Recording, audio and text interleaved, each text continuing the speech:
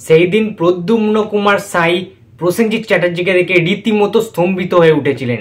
Hello friends, আমি অর্পণ। তো আজ ভিডিওটা খুবই ইন্টারেস্টিং একটা ভিডিও হতে চলেছে, তাকে ভিডিওটা স্কিপ না করে প্রথম থেকে শেষ অবধি দেখতে থাকুন বন্ধুরা। তো আজকের ভিডিওটা ডেফিনেটলি দেবী চৌধুরানী রিলেটেড একটা ভিডিও হতে চলেছে এবং প্রসেনজিৎ চট্টোপাধ্যায়ের লুকটা কতটা ভয়ঙ্কর এবং ভবানী পাঠকের যে চরিত্রটা প্লে করবেন আমাদের সবার প্রিয় বুম্বাদা, সেই চরিত্রটা কতটা ভয়ানক প্রভাব ফেলবে এই দেবী চৌধুরানী সিনেমাটাতে, এই প্রশ্নটা আমাকে প্রচুর সাবস্ক্রাইবার বন্ধুরা আমাকে এই লাস্ট 2-3 দিন ধরে করছে, নিয়মিতভাবে করছে যে দাদা তুমি এই বিষয়টা খতিয়ে দেখো এবং এটা নিয়ে একটা ভিডিও তৈরি করো। তো দেখো বন্ধুরা, অনেক ইনসাইটেড নিউজ আমি জোগাড় করলাম, অনেক তথ্য আমি জোগাড় করলাম, অনেক ডাটা আমি কালেকশন করলাম, অ্যান্ড দেন আমি এই ভিডিওটা কিন্তু বানাচ্ছি শুধুমাত্র তোমাদের জন্য, তোমাদের রিকোয়েস্টের জন্য। সো দেখো, দেবী চৌধুরানী সিনেমায় সবচেয়ে হরেবেল, সবচেয়ে ভয়ানক, সবচেয়ে ভয়ঙ্কর যদি কোনো ক্যারেক্টার থেকে থাকে, কোনো চরিত্র থেকে থাকে, সেটা অবশ্যই ভবানী পাঠকের চরিত্রটা। তার কারণ হচ্ছে, যেটা শোনা যাচ্ছে, যে মিডিয়া চ্যানেলগুলি সেখানে উপস্থিত ছিল, যে সমস্ত সাংবাদিকরা সেই যুদ্ধের, সেই রণক্ষেত্রের শুটিংয়ে, দেবী চৌধুরানীর যে রণভূমি, যে যুদ্ধভূমি, যে ক্লাইম্যাক্সের যে শুটিংটা যেখানে হচ্ছিল, সেখানে যারা যে সমস্ত সাংবাদিকরা শুটিংয়ে উপস্থিত ছিলেন, সেই সমস্ত সাংবাদিকদের সাথে আমি কথা বলে জানতে পেরেছি যে প্রসেনজিৎ চট্টোপাধ্যায় ভবানী পাঠকের ওই রূপে, ভবানী পাঠকের ওই বেশে, ওই রকম পোশাকে, ওই রকম কস্টিউমে যখন লড়াই করছিলেন, যখন যুদ্ধ করছিলেন ইংরেজদের সাথে, ঠিক তখন বুম্বাদা নাকি রীতিমতো ইংরেজ সৈনিকদের, ইংরেজ সেপাহীদের শূন্যে, মানে আকাশে ছুঁড়ে ফেলে দিচ্ছিলেন, এক হাত দিয়ে ছুঁড়ে ফেলে দিচ্ছিলেন, দু হাত দিয়ে ছুঁড়ে ফেলে দিচ্ছিলেন সেই সমস্ত ইংরেজ সেনাপতিদের, ইংরেজ সেপাহীদের। সো বুঝতে পারছো যে কি লেভেলের ক্লাইম্যাক্স থাকতে চলেছে বাংলা সিনেমার ইতিহাসে। তোমরা ঠিক শুনছো বন্ধুরা, বাংলা সিনেমার ইতিহাসে এত বড় মাপের, এত বড় স্কেলের high voltage action thriller climax আর কোনোদিন হয়নি এখনো পর্যন্ত। এই ফার্স্ট টাইম, প্রথমবারের জন্য হতে চলেছে শুধুমাত্র দেবী চৌধুরানীর সিনেমাটায়।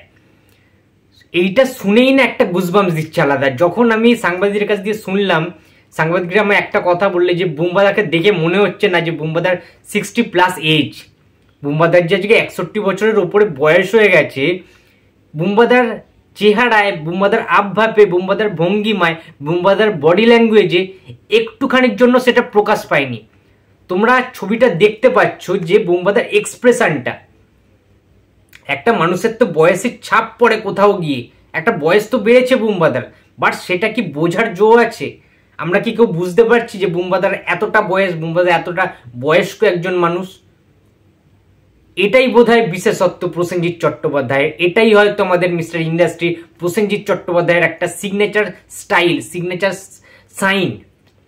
এটাই আমাদের সবার মনের মানুষ বুম্বাদা, যিনি কিনা একটা চরিত্রকে ফুটিয়ে তোলার জন্য বয়স তো দূর কি বাদ, তার সমস্ত কিছুটা উজাড় করে দিয়ে দিতে পারেন শুধুমাত্র একটা চরিত্রকে ভালোবেসে, সেটাকে দর্শকদের সামনে ফুটিয়ে তোলার জন্য।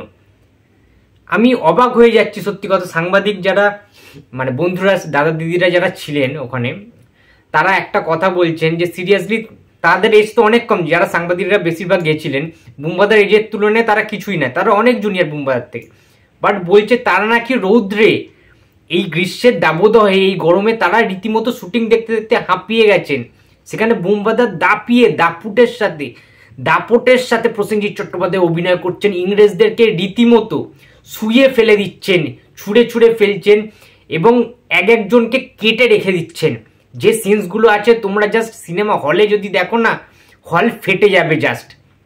মানে এই রকম লড়াই আছে, ত্রিশূল দিয়ে এরম বড় বড় মানে আকৃতির তলোয়ার, যে তলোয়ার আমরা দেখিনি সচরাচর, ঠিক আছে? সচরাচর আমরা, আমার যতটুকুনি মনে পড়ছে, ছোটবেলায় আমি মুর্শিদাবাদ ঘুরতে গেছিলাম, হাজারদুয়ারিতে বড় বড় সাইজের তলোয়ার দেখেছিলাম। সেখানে কিন্তু মানে সিরাজউদ্দৌলা যে যুদ্ধগুলো হতো তখনকার দিনে, মানে আগেকার দিনে যেগুলো পলাশির যুদ্ধ হয়েছিল, বিভিন্ন রকম হয়েছিল, মির্জাফর, সিরাজউদ্দৌলা, যে বিভিন্ন রকম যুদ্ধগুলোই হয়েছে, সেইগুলো কিন্তু রাখা ছিল, কামান তরোয়াল ঠিক সেই সমস্ত জিনিসগুলো কিন্তু এখানে ইনক্লুড করা হয়েছে। তখনকার দিনে বুঝতেই পারছো বিদ্রোহর একটা টাইম, সেই টাইম স্বাধীন হয়নি আমাদের দেশ, রীতিমতো ইংরেজদের সাথে ভারতীয়দের তুমুল লড়াই, তুমুল যুদ্ধ কিন্তু হচ্ছে।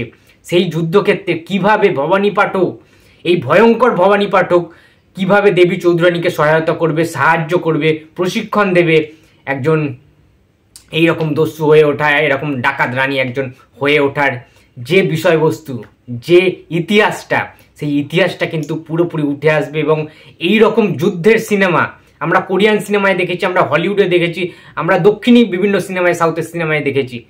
এই রকম টাইপের যুদ্ধের সিনেমা, এরকম রণভূমি, একটা রণক্ষেত্র তৈরি করা হয়েছে ক্লাইম্যাক্স, এবং গোটা সিনেমাটা জুড়ে প্রচুর অ্যাকশন থাকতে চলেছে। প্রসেনজিতের, শ্রাবন্তীর, অর্জুন চক্রবর্তীর, আমাদের নিশি চরিত্রে যে প্লে করেছেন বিবৃতি চ্যাটার্জি, প্রত্যেকে নিজের জান প্রাণ দিয়ে উজাড় করে কিন্তু অভিনয় করার চেষ্টা করেছেন, অ্যাকশন করার চেষ্টা করেছেন। এবং একটা লড়াই রয়েছে নাকি অশ্বারোহণের সময়, মানে ঘোড়ায় চড়ে যখন যাবে যুদ্ধ করতে, সেই টাইমে নাকি বুম্বাদা একটা অসাধারণ, ঠিক আছে, চোখ ধাঁধানো, গুজবাম্পস দেওয়া একটা মুভমেন্ট রয়েছে, একটা স্টান্ট রয়েছে, যেখানে বুম্বাদা কিন্তু নিজে সেই স্টান্টটা প্লে করবে। এবং আরেকটা দৃশ্য রয়েছে নাকি মানে 4-5টা ইংরেজ সেনাদেরকে এমনভাবে কাটবেন, এমনভাবে মেরে ফেলবেন বুম্বাদা, মানে ভবানী পাঠক, সেটা নাকি দেখার মতো হতে চলেছে সেই সিনসগুলো, ঠিক আছে। সুতরাং যত দিন যাচ্ছে পরতে কিন্তু দেবী চৌধুরানী নিয়ে আগ্রহটা, এক্সাইটমেন্টটা আরও বেড়ে চলেছে। তার কারণ আদিপুরুষ সিনেমার অ্যাকশন ডিরেক্টর স্যার বুম্বাদার অ্যাকশন দেখে, এই বয়সে বুম্বাদার সমস্ত কিছুটা দেখে, প্রেজেন্টেশন দেখে, বুম্বাদার অ্যাপিয়ারেন্স দেখে, বুম্বাদার এই উৎসাহটা, এই তাগিদটা, এবং সেটাকে করে দেখানো, ফুটিয়ে তোলা, মনিটরে যখন তিনি দেখছেন, তিনি না জাস্ট স্তম্ভিত হয়ে গেছেন, জাস্ট স্তম্ভিত হয়ে ওঠে গেছেন বুম্বাদাকে দেখে। আদিপুরুষের অ্যাকশন ডিরেক্টর, তো বুঝতে পারছো মানে কি হতে চলেছে সিনেমাটা রিলিজের পরে।